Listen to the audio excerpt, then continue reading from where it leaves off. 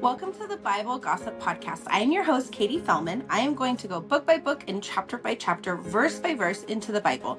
If you have never read the Bible before, now is a great time to join me. We are starting at Genesis, so let's go ahead and dive in. Okay, so we are starting at Genesis chapter 5 today. This is called Adam's Descendants to Noah. I'm going to be very honest. This chapter is a little boring. Yeah, it just is. It just is. We're just naming names and we're going through, and you're going to see how long the lineage of people lived on the earth at that time. Okay, so let's just get started. We're going verse by verse. I told you we would. We got to read it. We got to get through it. So, Chapter 5, verse 1. This is the book of the generations of Adam. When God created man, he made in his likeness of God. Male and female, he created them, and he blessed them and named them man when they were created. When Adam had lived 130 years, he fathered a son in his own likeness, after his image, and named him Seth. The days of Adam after he fathered Seth were 800 years, and he had other sons and daughters. Thus, all the days of Adam, or that Adam lived, were 930 years, and he died. When Seth had lived 105 years, he fathered Enoch. Seth lived after he fathered Enoch 807 years and had other sons and daughters. Thus, all the days of Seth were 912 years, and he died. I do want to make a point, like not all of these men that are being listed right now live and they die. That's going to play in here. When Enoch had lived 90 years, he fathered Kenan. Enoch lived after he fathered Kenan 815 years and had other sons and daughters. Thus, all the days of Enoch were 905 years, and he died. When Kenan had lived 70 years, he fathered Mahalalel. Kenan lived after he fathered Mahalalel 840 years, and he had other sons and daughters. Thus, all the days of Kenan were 912 years, and he died. This is also really showing us our lineage, or the lineage back then, because you're gonna see what's happening. No spoiler alerts here. Okay, so we're at Mahalalel, verse 15. Mahalalel lived when Mahalalel had lived 70 years. Nope, just kidding. When Mahalalel had lived 65 years, he fathered Jared. Mahalalel lived after he fathered Jared 830 years and had other sons and daughters. Thus, all the days of Mahalalel were 895 years, and he died. When Jared had lived 162 years, he fathered Enoch. Jared lived after he fathered Enoch 800 years and had other sons and daughters. Thus, all the days of Jared were 962 years, and he died. When Enoch lived 65 years, he fathered Methuselah. Enoch walked with God after he fathered Methuselah 300 years and had other sons and daughters. Thus, all the days of Enoch were 365 years. Enoch walked with God, and he was not, for God took him. Interesting, right? So it's not that he died. I think he probably was living a good life. He was probably a righteous man, and so God took him. And in the bottom of my Bible, it says, there's a little, instead of, it says, and he was not. And so what that means is he was not found. They couldn't find his body. So he went with God. I think that's pretty cool. And he didn't live as long as, we've got other people here, 900 years, 600 years. He was only 365 years. Okay, keep going. Verse 25. When Methuselah had lived 187 years, he fathered Lamech. Methuselah lived after he fathered Lamech 782 years and had other sons and daughters. Thus, all the days of Methuselah were 969 years, and he died. Verse 28. When Lamech had lived 182 years, he fathered a son and called him Noah, saying, out of the ground that the Lord has cursed, this one shall bring us relief from our work and from the painful toil of our hands. Lamech lived after he fathered Noah 595 years and had other sons and daughters. Thus, all the days of Lamech were 777 years, and he died. After Noah was 500 years old, Noah fathered Shem, Ham, and Japheth. Japheth? That's a hard one to say. Okay, so that's chapter 5. We're really just looking at the lineage up until Noah, because as we know, Noah is going to be a key player. Okay, so that was chapter 5. We are going to go right in and dive into chapter 6. Chapter 6 is called Increasing Corruption on Earth. Oh, joy. Yay.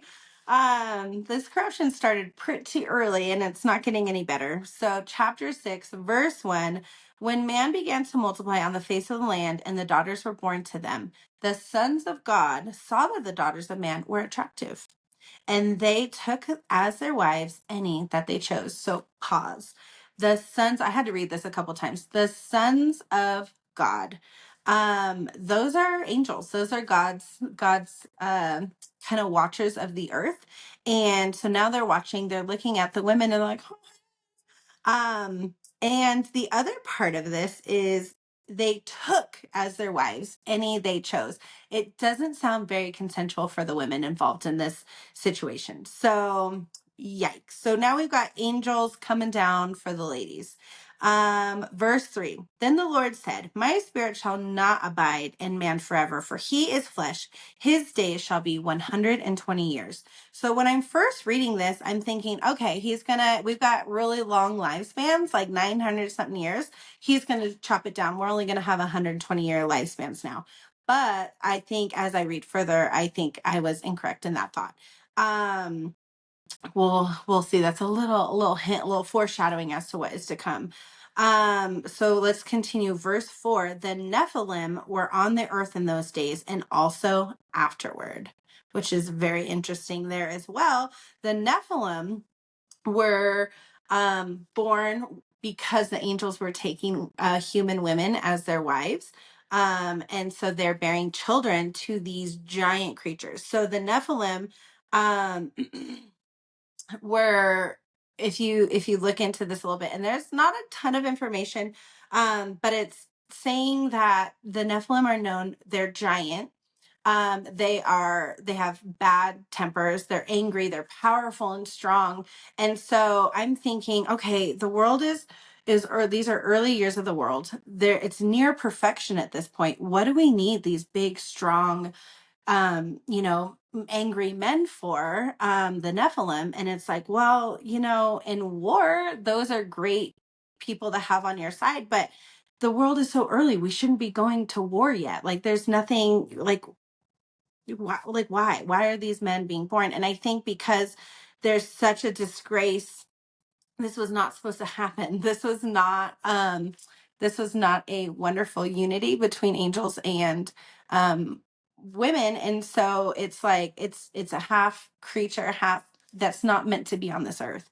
And so I think God is just disgusted by what is happening.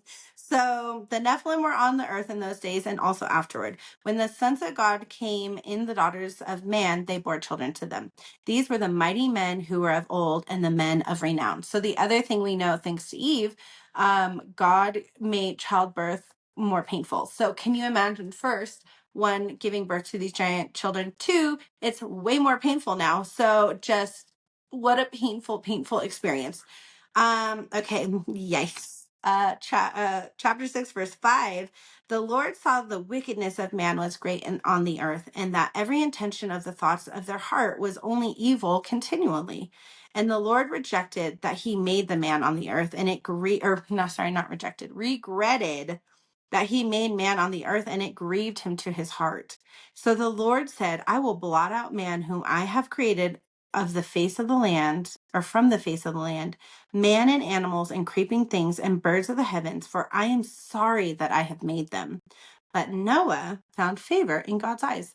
So God's over here disgraced. He's seeing just the debauchery that is happening on this planet. And he's just like, no, this was not how this road was supposed to be traveled.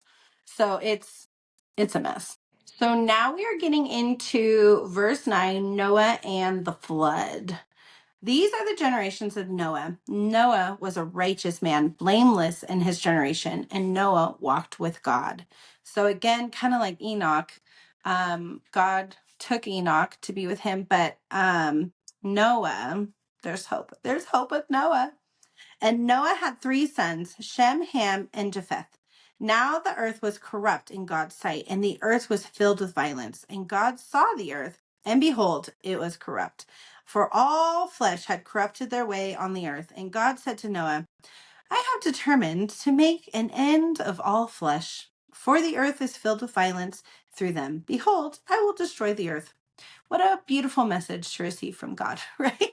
You're sitting there one day and you're like, wait, what?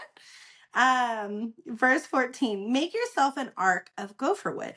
Make rooms in the ark and cover it inside and out with pitch. Pitch, if you don't know, is tree sap. This is how you are to make it. The length of the ark, 300 cubits, its breadth, 50 cubits, and its height, 30 cubits. Make a roof for the ark and finish it to a cubit above and set the door in the ark on the side or in its side. Make it with a lower, second, and third decks. For behold, I will bring a flood of waters upon the earth to destroy all flesh, in which is the breath of life under heaven. Everything that is on earth shall die. Again, you're getting this message from God, and you're like, cool, cool, cool. But I will establish my covenant with you, and you shall come into the ark, you and your sons, your wife and your sons' wives with you. And every living thing of the flesh, you shall bring two of every sort into the ark and keep them alive with you. They shall be male and female, of the birds according to their kinds, and of the animals according to their kinds, of every creeping thing on the ground according to its kind. Two of every sort shall come in to you to keep them alive. Oh, big task too. One, I'm going to flood the earth. Everyone's gone. Two, I need to keep all the animals alive. Also, take with you every sort of food that is eaten and store it up. It shall serve as food for you and for them. Noah did this. He did all that God commanded of him. Okay, so this is wild. Imagine being in this time. There's giants roaming. There's murders happening. It's just kind of a wild time. And what does Noah do? He does it. He listens, he obeys. And that's the thing, is like God is constantly calling us to obey. He's asking us to do things. He's using the willing. And Noah could have, I mean, God gave him all the dimensions. He said what to do. Noah didn't have to do it. God can't make Noah do it, but Noah obeyed. And so that sometimes, as I feel as Christians, God asks us to do some pretty weird things sometimes. And it can be uncomfortable and it can be a little funny. And I think that when we do it, God uses the willing. So sometimes he has us go talk to people. Sometimes he has us start podcasts. And so this is what we're called to do. And so it may not always make sense to other people around us. But do we answer to the other people around us? No, I'm pretty sure we have a higher calling that we answer to. And I think when we say no, then God's like, okay, well, I was going to use you for this great purpose, but now I'm just going to flood you out. So, it's pretty interesting. And I think it's interesting here too, to see that, evilness is running rampant, but it's like, at this point, I don't think the Bible exists. There's no rules for man to follow. So how are they being led? And obviously they're being led astray. So who's giving them the guidance on how to live righteously? So I think that's pretty interesting too. And I think for sure, like, as humans, we need to have a code of conduct in which to follow. And so I'm thankful that we do have the Bible and that we can read it together and get into the word, because I think the more we read, the more clear the messages become. The other thing with Noah is he gives him a pledge, or he's coming into a covenant with him. And so this is a pledge, this is a promise that he's saying to him, like, you're going to be saved. And I think he's looking at Noah, this is the first righteous man in a very long time, and he's thinking we can restart here. So thank you, Noah, for following, because the rest of us get to exist on this planet today because of Noah, his heroism and his building the ark. Like, had he not listened to God, had he not obeyed, things would look very differently for all of us. Like, God uses the most interesting people, and it's not always the people you think he's going to use, So, and I hope, like, I think that's a thought we all need to carry with us, is that sometimes someone gives us a message and maybe it's coming from someone who you're like, you're going to school me right now. And it's like, that's who God chose. And sometimes we need to just accept the message and hear what God is saying to us through other people. Sometimes, but you also have to use discernment. Make sure you're doing that. So anyways, I just think it's great, that Noah obeyed. And I think that's something that God is asking of us all the time. And I think one thing I've heard in conversations I've had is that, like, God is so demanding. And yeah, I can see that point, but I also think too, like, so I'm a mom and God is a father. And I look at this as if you look at it as a father-child relationship, what do you do for your children? When you're like, hey, I'm not giving you these orders, I'm not trying to boss you around to make your life terrible. I'm doing it because I want to keep you safe and I want to keep our relationship healthy. And I'm doing what I think is best for you. Um, I really think that's how God treats us too. I'm trying to give you direction so that, because maybe I'm seeing your life is going astray and you need to get back on the path of righteousness. You need to live your life a better way.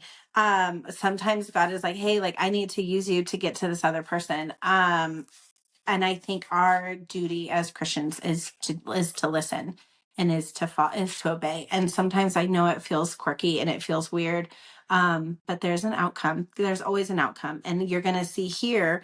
There's an outcome with this flood, and there's always an outcome to an ask from God that I have learned. So yeah, that is chapter 5 and 6 of Genesis. I'll come back and we will do chapter 7.